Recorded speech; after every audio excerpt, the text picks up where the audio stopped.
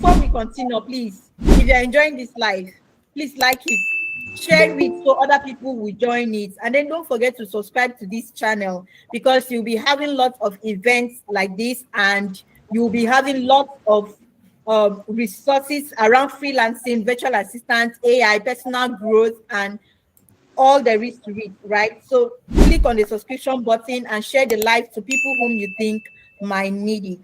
The next resource person, our speaker, is a growth expert. It's Chukwuebuka, a growth marketer who uses SEO, GEO, and strategies, analyzes businesses to help freelancers and business owners to get noticed online. He focuses on practical systems that attract both clients and grow confidence in freelancers, right? So if you make your presence online show, you want to grow online, this person has the strategies, he has the tips, he has the tricks that can guide you to grow your online presence, to make you visible. He does that with business owners, with entrepreneurs, and also with freelancers. So let's open the floor to Mr. Chukwuebuka. Please join me as we welcome him. Over to Thank you. you so much. Yeah, thank you so much, Martha. Thank you, Mr. Emmanuel. That was a very, the session ended quickly. There was so much information, so many things that I had planned to say. And I mean, so I think Mr. Emmanuel did a very wonderful job.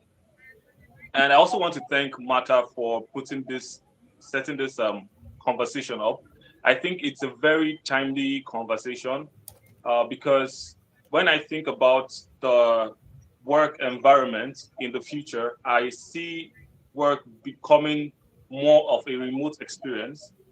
So what that means is that there's going to be a lot more of people working from virtual places, right? So the freelancing idea is going to be more like a mainstay. Yeah. And so I think this kinds of conversations are important to kind of like prepare us for that economy when it comes, right? So I'm going to be diving right into the meat of the conversation. A lot of things I'm going to be saying is not going to be new.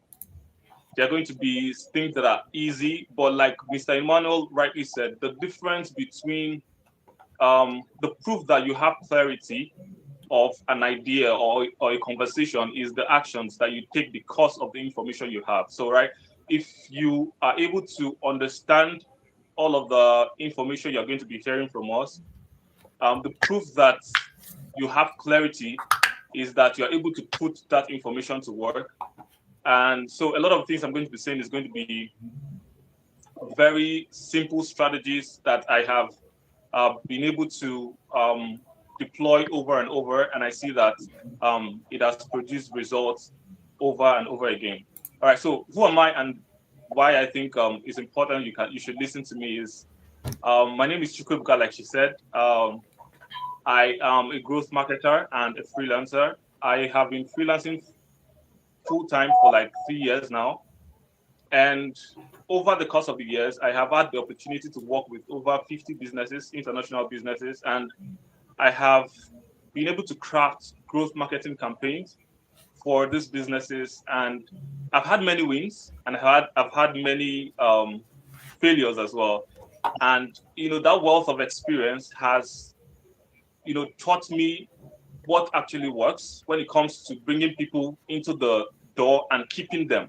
So I can remember when I started hearing about making money online, the journey between when I first heard about the idea that people make money online and to the point where I started making money online, it was a very long, tedious process, right? I didn't need to go through all of the hassle that I went through, but I did because I didn't have anybody to guide me or to point me to the right places, right?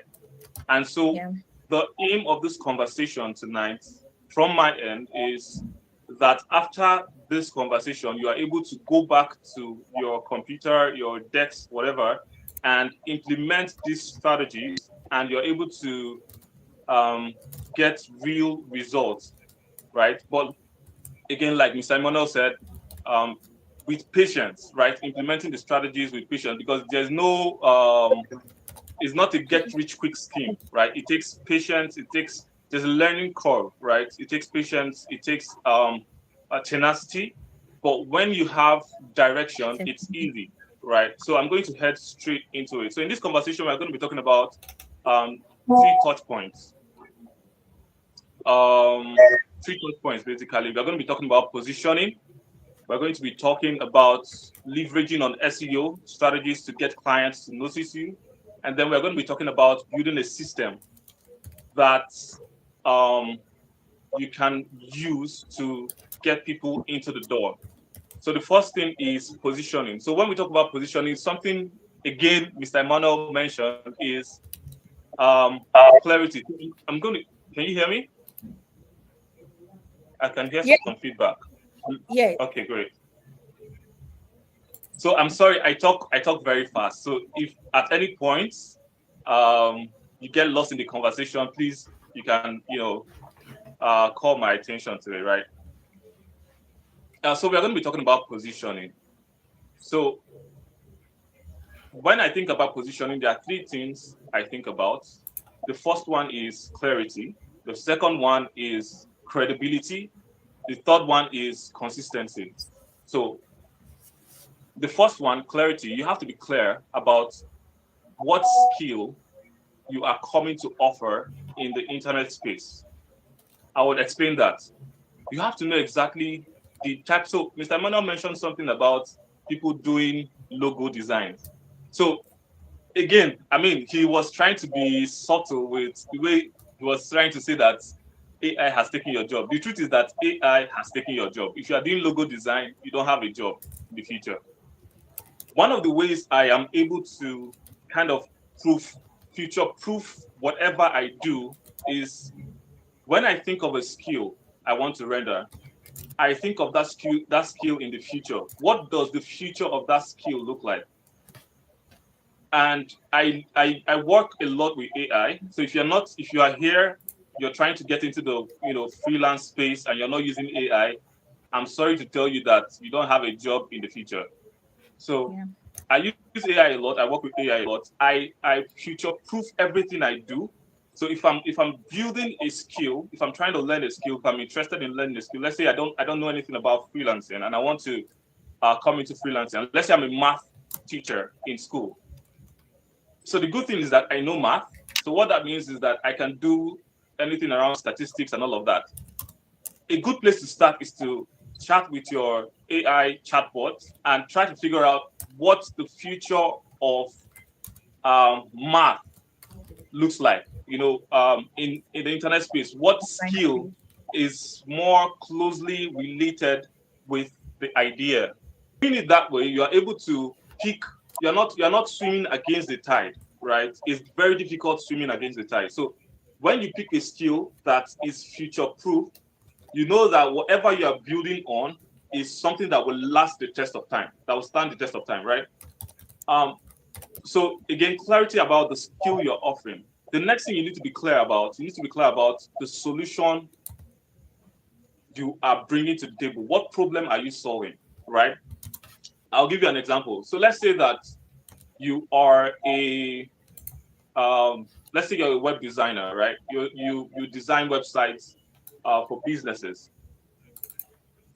Many people would want to position themselves as, oh, I'm a web designer. That is good, right? That is fantastic, but it's a little bit generic. How relevant is a web designer? Like, what's the importance of a web designer to a business owner? If I have a website as a business owner, why do I need your services as a web designer? Like, you have to be able to convince me that you can turn my website, my static website, into a money-generating machine or an asset. So if I'm a web designer, here's how I'll position myself. I would say that I help you create websites that are able to turn visitors into paying clients. So you have to understand exactly what is the pain point. And part of understanding that is you have to also understand what clients are you serving? What clients do you want to serve? You cannot serve everybody. So it's important that you segment, you do what is called client segmentation. You're able to segment, okay, this is my persona, this is my ideal client, and these are the kinds of solutions I'm bringing to them because I see this is the problem that they are facing, right? So the first thing you need to do when it comes to positioning is have clarity. Have clarity about the the skill you're coming to offer. Have clarity about the problem you're coming to solve. Have clarity about who you're solving this problem for. Now, when you have clarity, the next thing is that you have to build credentials. So you know the problem you're coming to solve. You have to build credentials. Show people that you've had successes solving that problem. Now, when I say this, a common question would be, especially for people that have never done anything online, would be, okay, so how am I able to show people that I'm able to solve their problem when I've never really done anything online? So the point of learning a skill is where you are able to build your portfolio. Now, an easy way to do this, again, I'm trying to make this as practical as possible so that I can go away and start implementing. An easy way to do this, if you have no skill, let's say you're a math teacher and you're trying to maybe start doing data analytics because it's closely related to math. Yes. One way to do this, as you are learning data analytics, go into your AI at every phase of your learning process. Ask the AI to generate projects that you can tackle. And as you are tackling these projects, record your processes, record the problem, record what you did, record the outcome. That is how you're able to build a portfolio, even when you don't have any clients you've serviced in the moment. I don't know if that makes sense. But it's important that when you've picked a skill, identify the problem, pick the client you want to service, you have a track record to show the client that you are able to service and to solve their problem. Now, the last thing in positioning is you have to be consistent. Now, a lot of things I see around people that are trying to break into the internet money space is that people do different things in different platforms. So you can see somebody on LinkedIn is a growth marketer. On Twitter, the person is a virtual assistant. On Instagram, the person is a programmer, something else. So on different platforms, your messaging is not consistent, even on the same platform. So let's say on LinkedIn, you are a virtual assistant. Before you know, you start talking about politics. Before you know, you start talking about something that you have to have a consistent messaging on all your platforms. So I'll just leave that there so that I can rush. So the next thing I want to talk about, so we've talked about positioning. Remember, positioning, we talk about SEO, how to use SEO to get clients to notice you, and then we talk about systems. So we've done positioning, now SEO. So the idea of SEO, when people hear about SEO, they immediately begin to think about Google search, and how how websites are able to rank on Google. But here's the thing though.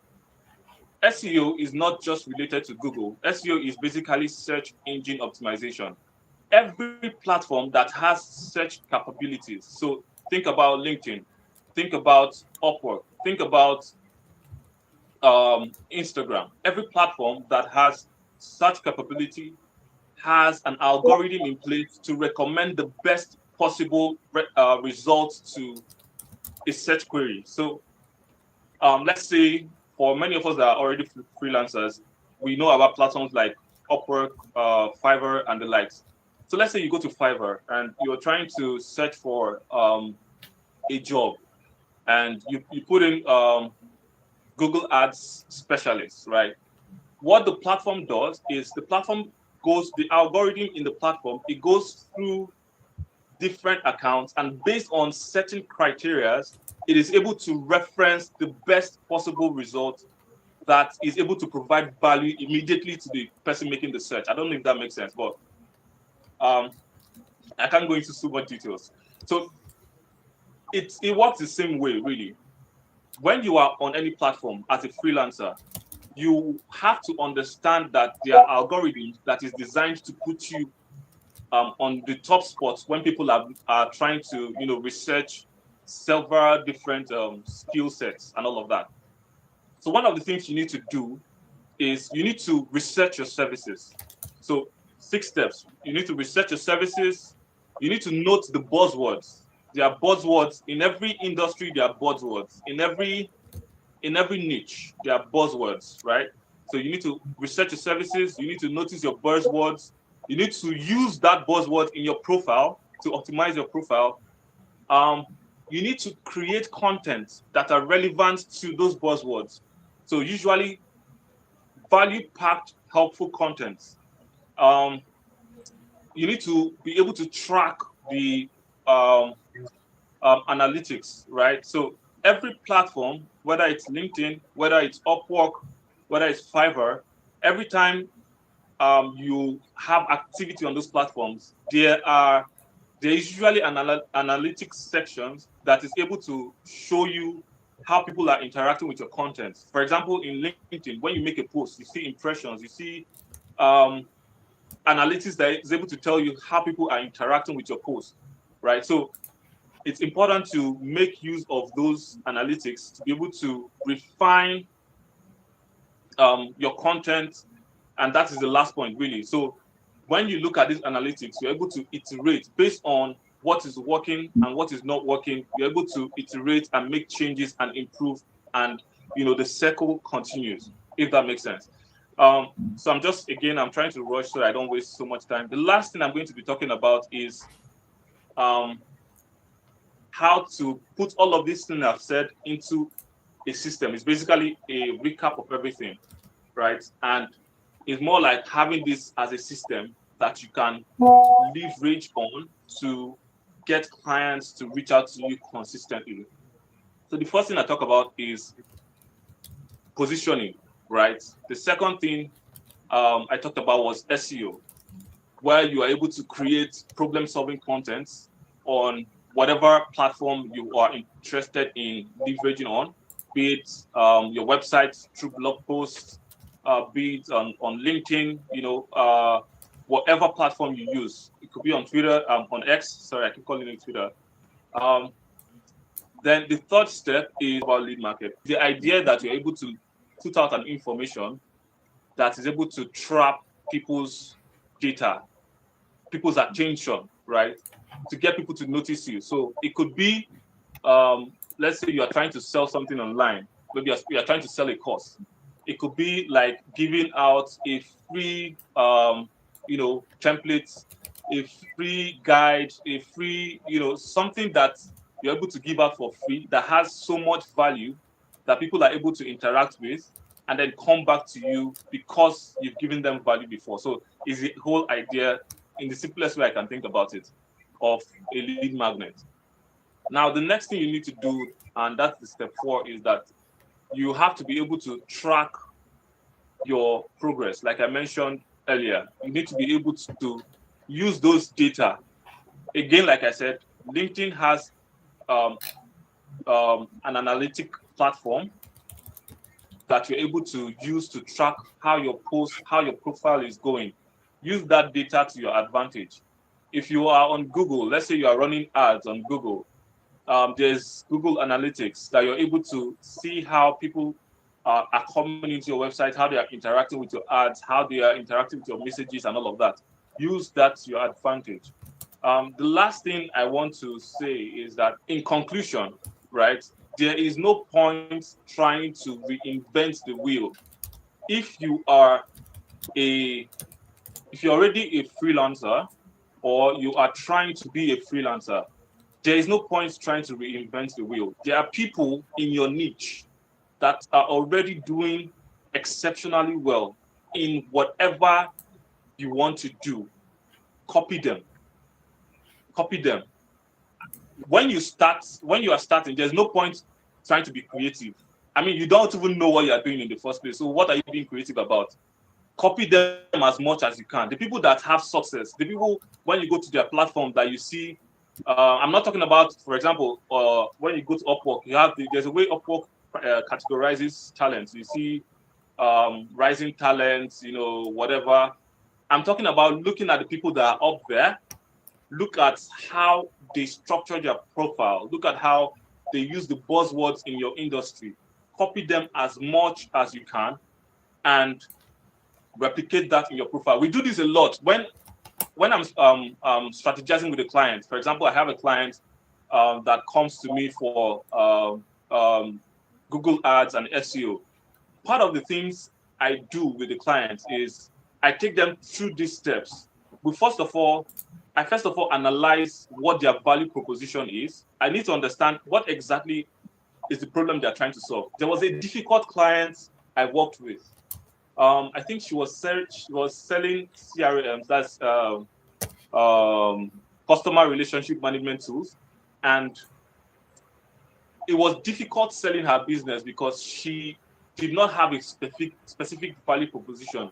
I ended up parting ways with the client because it was a very difficult place to be at.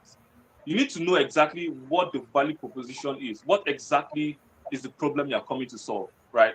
So when we figure out the value proposition, the next thing we do is that we do competitor research. We analyze the client's competitors. We analyze what are these guys doing. If they are running ads, okay, we look at their ads. What type of ads are they running? What type of ads is working for them? If it's Facebook, there's something called Facebook Ads Library. There's something called Facebook Ads Library. If it's on Google, you are running ads on Google. There's something called Google Transparency. I can't remember it now, but there's a Google Transparency platform where you're able to see what other advertisers are doing. So you can do research on your competitors, see the kind of ads they are running, know what is working. Again, there is no point reinventing the wheel. See what is working, copy what is working, and implement it. Now, when you copy what is working and you implement it, if it doesn't work, and you try to figure out why it is not working. Again, so when we look at the competitors and we see what they're doing, the next thing we do as a business when clients come to us is that we do something called keyword research. Now, again, this is all changing because the AI chat system is changing how people search. So the search parameters are changing. So people are no longer focusing so much on keywords, but now on meaning, right? People are now are seeking to have conversations rather than scrolling through the search engine result page to look at a couple of websites and make research before they make a decision. So, but that's by the way. So you do keyword research, basically finding the buzzwords. So there are buzzwords in your industry. Find those buzzwords. Use those buzzwords and implement them on your own profile. In our own case, we implement them on the client's business. So we do something called, if we are trying to run ads for the clients, we do something called conversion rate optimization, where we are able to map out the user journey and make sure that the user the user goes through the phases we want the users to go through to get to a point where we want the user to get to. I mean, this is all very technical stuff, but the point I'm trying to make is get the keywords, the buzzwords in the industry, implement those buzzwords on your own profile, dish out high value quality content as much as you can, track the analytics on those contents, and then you iterate the process. With that, I would like to thank Martha again for the opportunity. I hope I've been able to be of service to you all. Thank you. Thank you so much, Mr. Chukwuebuka. This was personally, I took notes. I enjoyed every bit of it. Personally, this part now will be very important to me because I need to implement all this for myself. Thank you so much. Thank you so much. That was so much value, and I hope our audience are getting this value. I hope you guys are taking notes. I hope you didn't come here to mark presents because this was actually prepared to make you grow, to make you establish yourself as a business and not just a freelancer. So if you are taking note of all of this and you implement all of this, there is no way you will not build your freelance career beyond gigs, right? So if you've not been taking notes, please open your ears. Open your ears. So, Mr. Chukwuebuka, I'm just going to ask you just one question, and I will just try to reiterate a little of what I got from what you said for people who were not quite following. So the question is, what's one marketing mistake you think freelancers make over and over again, and how do you think they can fix it? One of the mistake that I see is common from personal experience. One Yeah. of the two mistakes I did when I started up freelancing is I was not recording. I was not recording the works I was doing. So it's important, like I said The initially, it's portfolio, important to right? have a record of your portfolio. I wasn't doing Yeah. that. I was just working and working and working. And at the end of the day, when you look back, there's nothing you have to show for it.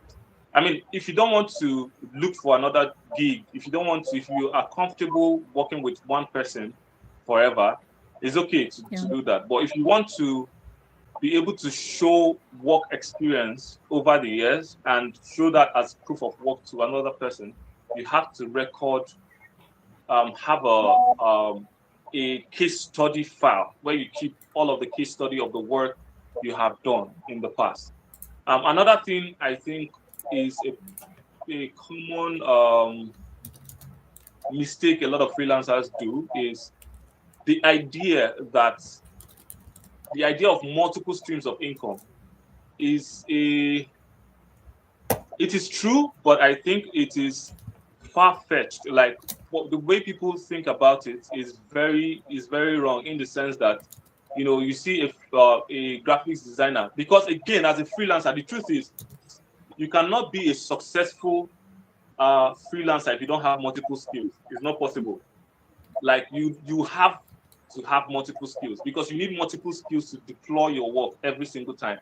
If you are a business analyst, you need to be a copywriter at some point to be able to write good copies for your website. You need to have some sense of design skills. So there's always we always have multiple streams of income. So the illusion now is that we want to put ourselves out there on all sets, right? So in this platform, I said it initially, in this platform, you are a graphic designer. In the other platform, you are a UI UX person. In the other platform, you are a virtual assistant. It doesn't work that way. Now, this is when I think about multiple streams of income, I see it from this perspective that you can be a graphics designer, and out of that graphics designing experience, there are multiple streams that you can bring out of that, and I'll explain. So as a graphics designer, you can have a YouTube page where you teach graphics designing. Teaching graphics designing, you can have a course in graphics designing. YouTube can be paying you money as a graphics designer that teaches graphics designing and produce content in that regard. You can have a course. When people come to learn graphics designing, they will not get it. It's not possible. If 1 million people watch your video, maybe like 2,000 people will get it. The remaining how many thousand of people will not get it. So many people will come to upskill. They will go to your courses to see your courses to get deeper knowledge and insights. Now, many business owners that are interested in having websites for their business as a graphics designer that have interested in doing graphics for their business, they will come to your YouTube videos to try to learn it on their own. But because they are very busy as business owners, they are very busy running their own businesses, they will not have time to do it. They will end up reaching out to you to do graphics designing for their business. So you're a graphics designer, but there's so many threads you can pull out of that graphics designing that can serve as multiple streams of income for you as a graphics designer without having to diversify or dilute your efforts with other skills. I don't know if that answers your question. It does. Thank you very much. Thank you. Our time is fast spent. I will reiterate in general what the whole speakers have done today at the end of this session. But for now, let's